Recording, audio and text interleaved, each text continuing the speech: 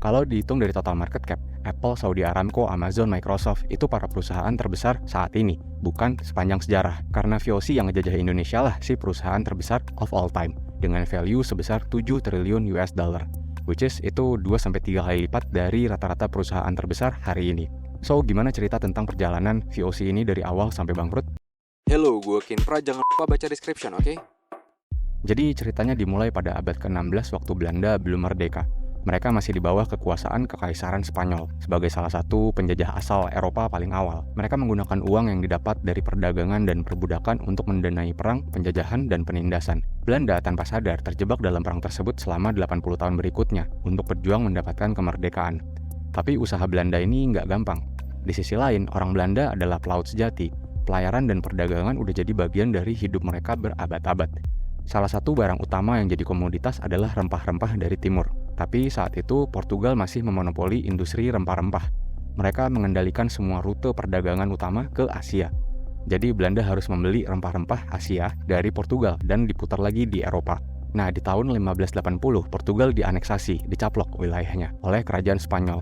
Dan Spanyol menutup Lisbon sehingga Belanda nggak bisa berdagang sama Portugal. Pilihannya jadi cuma satu, mereka harus berlayar ke timur dan ngebangun jaringan perdagangan sendiri. Awalnya usaha ini terdesentralisasi. Pedagang dari berbagai kota di Belanda mendirikan perusahaan pelayaran mereka masing-masing. Mereka ngemodal kapal dan karyawan alias awak kapal, lalu diberangkatin untuk nyari jalur dagang ke Asia. Beberapa misi berhasil dan sukses bawa pulang rempah-rempah, tapi sebagian besarnya kacau balau. Dalam 6 tahun pertama ekspedisi, in total ada sekitar 65 kapal yang berlayar. 1 dari 10 kapal gagal balik, dan yang berhasil balik juga sebenarnya nggak semua awaknya selamat. Jadi bisnis ini nggak gampang, ditambah lagi persaingan antar bisnis masing-masing juga sering terjadi. Di sini Belanda mulai sadar bahwa mereka mesti gabung supaya bisa ngelawan Spanyol, termasuk Portugal dan Inggris yang semuanya lagi ngebangun kerajaan bisnisnya masing-masing. Di tahun 1602, di bawah perlindungan Perdana Menteri Belanda, berbagai perusahaan ekspedisi bergabung menjadi satu dengan kekuatan dan hak-hak yang luas. Perusahaan ini awalnya disebut United East India Company, atau singkatnya VOC. Dan lahirnya VOC jadi babak baru buat sejarah Belanda. Motif politik dibalik pembentukan VOC ini clear banget. Belanda membutuhkan mesin ekonomi baru untuk melawan Spanyol dan urusan-urusan lain di masa itu. Sehingga VOC ini jadi semacam harapan utama mereka. That's why VOC diberikan monopoli perdagangan dan juga dikasih kekuasaan untuk melatih pasukan, negosiasi, perang, aneksasi, termasuk praktek perbudakan. Ibaratnya do whatever it takes, yang bener-bener whatever it takes, yang penting bisa ngelawan Spanyol. Tapi walaupun VOC punya berbagai kekuatan tadi, itu nggak akan berguna kalau operasionalnya VOC nggak running.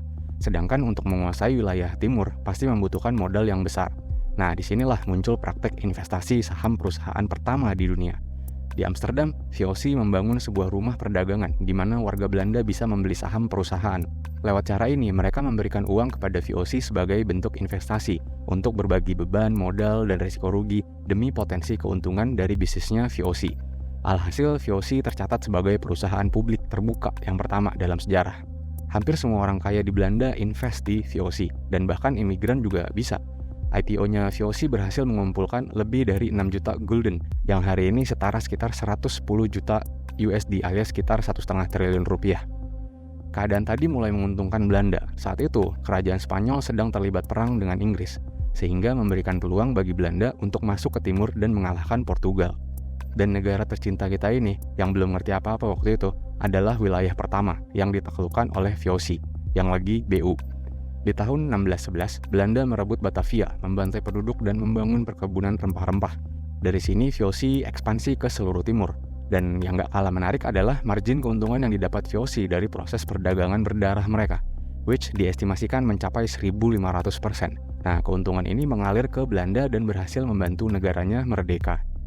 Dari keuntungan yang didapat VOC, Belanda juga menginvestasikan proyek reklamasi yang mengubah rawa dan daerah yang di bawah permukaan laut menjadi tanah pertanian.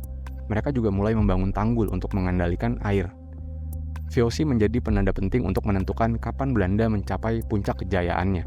Selain itu, selama 2 abad keberadaannya, lebih dari 1.500 kapal dikirim oleh VOC.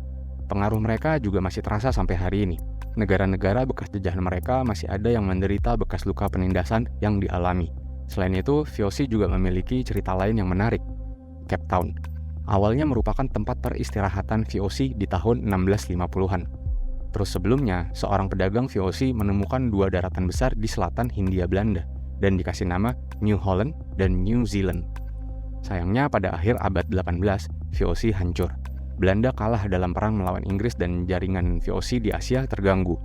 1 dekade setelahnya, Prancis datang dan menaklukkan Belanda. Dengan serangan ini, VOC benar-benar nggak punya peluang lagi. Dan tanpa rempah-rempah yang dicaplok dari Asia, Belanda turun tahta dari statusnya sebagai global superpower dan secara resmi bangkrut di tahun 1799. Nah, itu tadi cerita seputar Dutch East India Company alias VOC, alias penjajah, alias perusahaan publik pertama, alias perusahaan terbesar sepanjang sejarah.